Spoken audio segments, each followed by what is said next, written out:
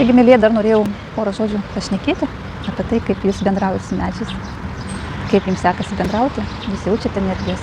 Dabar aš esu atsistojusi prie ąžuolo, galite pastebėti, koks jisai nuostabus, labai gražus medis, tvirtas, galingas ir kokią jūs energiją galite gauti prie jo. Tai jau vien tiesiog ateinate, paprašote, kad jums skirtų kažkokios energijos. Tai yra skirtų savo energijos, nes žinote, kad visi medžiai yra konkrečiai susijungę su žemė, jie gauna iš žemės energijos ir jie auga šioje energijoje ir jie gali duoti jums energijos, jums gyvybinės energijos, gydančiosios energijos, ar tai kažkokios nuskaistinančios energijos, nuimančios kažkokią negatyvą. O dabar aš atsistojus prie ąžuolo ir jaučiu labai konstruktyvią energiją, labai stiprią energiją. Ir šita energija tiesiog jinai užpildo visą kūną, visas ląsteles. Tiesiog jaučiasi tai. Taigi, kai jūs ateinate prie medžio, jūs jo tiesiog paprašote, kad jisai jums skirtų, kad jisai jūs gydytų, kad jisai jums duotų tos energijos. Nes kiekvienas medis jisai turi skirtingą energiją, skirtingą vibraciją ir tą energiją jisai dalinasi, kurioje jisai kaupia tą energiją. Jisai turi savo paskirtį, kaip ir kiekviena siela, turi savo paskirtį, lygiai taip pat ir medžiai turi savo paskirtį ir turi savo kitokią energiją, skirtingą energiją. Taigi ąžuolo energija jinai yra labai stipri, jinai stiprinanti, jinai sukelia visus procesus, suaktyvina, jinai duoda stiprybės impulsą realizacijos. Tai yra vyriška energija, jaučiasi pirmiausia ta energija apgaubia mūsų visas čakras. Tai pirmiausia, ten, kur jos trūksta, tai dažniausiai pirmoje čakroje trūksta tos energijos, tai pirmiausia nuteka ten, kur reikia. Ta energija, tai būtent ta stiprioji energija. O, sako, viskas teisingai tu šneki. Tiesiog jūs galite bendrauti telepatiškai su medžiais. Jie labai geranoriški žmonių atžvilgiu. Aišku, jie turi atitinkamų nuoskaudų. Ir dabar šneka, kad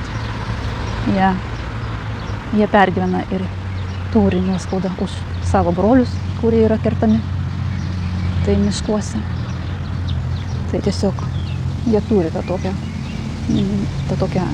energiją, kuri žmogui gali atsiliepti nelabai kaip, bet jeigu žmogus su juo yra, jisai sąmoningas žmogus, ateina su juo bendrauti, apsikabina, paprašo, jisai labai mielai eina į kontaktą ir jisai mielai kontaktuoja su žmogum, dalinasi energiją ir padeda žmogui, kai jam reikia. Tai tiesiog reikia tik tai paprašyti. Bet, kaip suprantate, ne visi žmonės yra tokie ir netgi medžiai tokiems žmonėms, kurie yra žemų vibracijų, trečiosios matricos, tai jie gali būti irgi gana piktybiški. Tai jie už savo išgyvenimą irgi eina, už savo būtį, už savo išgyvenimą. O šitas medis jisai labai geranoriškai šneka, duoda įvairias atsakymus, pasakymus. Tai tiesiog telepatiškų būdų, senelinku būdų galima nuskaityti tą jo informaciją. Taigi jisai duoda stiprybės energijos. Ir kiekviena ląstelė materializaciją duoda, pirmosios čakros aktyvavimą duoda. Ir taip pat sielos stiprybės, jisai suteikia stiprybę jūsų sielai. Tai ta energija ateina į pasiekę jūs, jinai apgaubia. Jūs pastovite daugiau ir jisai tada duoda sielos stiprybės. Tas impulsas, tas toksai nepaliaujamas, tas toksai jaučiasi dieviška, ta tokia stiprybė, galia, tai netgi sakyčiau galia, tai jisai duoda. Jeigu pavyzdžiui, siela yra viena minkštesnė kokia, ne, galima sakyti taip, jautresnė, silpnesnė, jinai neturi tos tokios valios. Tai pastovėjus, pasibendravus su tokiu medžiu, su ąžuolu, jinai labai greitai gali užsiugdyti tą valią savo sielos, savo dūšios, kaip sakoma. Tai tas atgimsta, tas jūsų dieviškoji galia, stiprybė, valia atgimsta, jinai atsinaujina.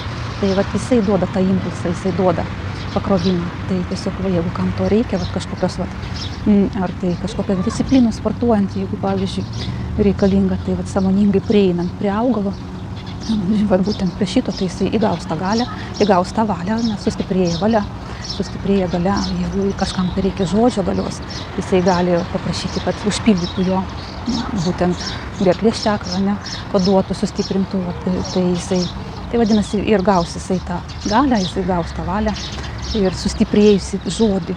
O visiems iš tikrųjų dabar žmonėms tas, kas yra sąmoningas, tas, kas gali valdyti savo emocijas, tas, kas gali valdyti savo žodžius, tai supranta, ką jisai šneka, kokius žodžius vartoja, kokią realiją kūrė, tai žodžio galia yra labai stipri. Ir netgi vat, tie žmonės, mūsų protėviai, kurie turėjo savo galių, tos, kaip anksčiau vadinami raganomis, bet ten vedūnios, tos tokios kaip ten rusiškas labai geras žodis yra, vedomąją, tai ta, kuri vedama, tai būtent tie vidovai, kurie ugdydavo savo galią, žodžio galią, laisvę, žodžio galią, tai visą laiką bendraudavo su tokiais žmonėmis, su tokiais medžiais ir jie būdavo jų apsuptyje. Tai tas žmogus, kuris gyvendavo, žiūrėkit, raganos ne veltui jos gyvena gamtoje, kažkur tai miškuose, užsidariusios, bet tam, kad gautų visą šitą stiprybę, kad gautų visą šitą galią.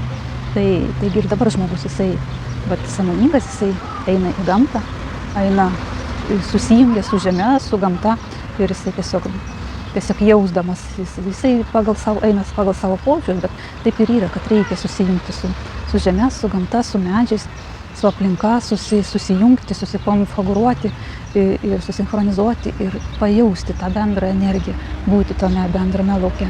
Nes žmogus tai yra gamtos dalis ir visą laiką jisai buvo. Tik tai dabar žmogus jisai yra atsiskyręs. Bet viskas yra grįžtama. Taigi vat ir medžiai irgi šneka, kad mes laukiam, kada žmonės grįš, pilnumoj susijungs su mumis, mes laukiam ir mes tikimės, kad tai vyks labai greitai.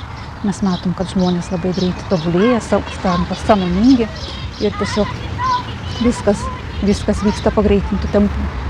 Taigi, čia medžio komentaras. Žodžiu, tai va tiek, naudokite šiais medžiais, ką jūs matote aplinkui. Nes kiekvienas augalas yra skirtas jums, ką jūs matote savo akimis fizinėmis, kas ateina į jūsų lauką, viskas yra skirta jums. Žodis, garsas, vėjo gūsis, lietaus lašas, žolės šnarenimas, ar paukštelio čiulbėjimas, ar šakelė palinkusi, mojuojanti. Viską, ką jūs matote, yra skirta jums, nes jūsų visa aplinka kalba su jumis bendrauja ir tiesiog reikia būti sąmoningu, kad to pastebėti.